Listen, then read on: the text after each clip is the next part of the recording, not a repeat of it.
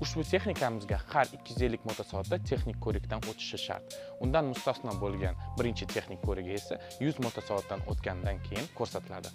Havo filtri kirlanishi darajasiga qarab puflab tozalanadi. Filtri ichki tomonidan puflash kerak. Moy filtri va uchta yoqilg'i filtri 250-500 motosoatda va undan keyin har 5 motosoatda almashtiriladi. Gidravlika pilot filtri har 1000 motosoatda almashtiriladi. Gidravlika qaytish liniyasi filtri va gidravlika so'ruvchi filtri 2000 motosoatdan keyin almashtiriladi. Tormoz tizma filtri har 500 motosoatda almashtiriladi.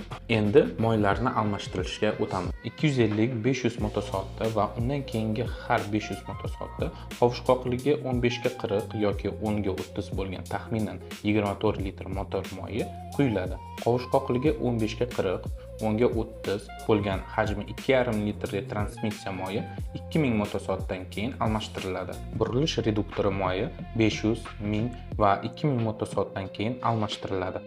Yetakchi ko'prik moyi har 1000 motosoatda almashtiriladi. Hajmi 30 litr, qovushqoqligi 80 ga 90. Gidravlika moyi har 2000 motosoatda almashtiriladi.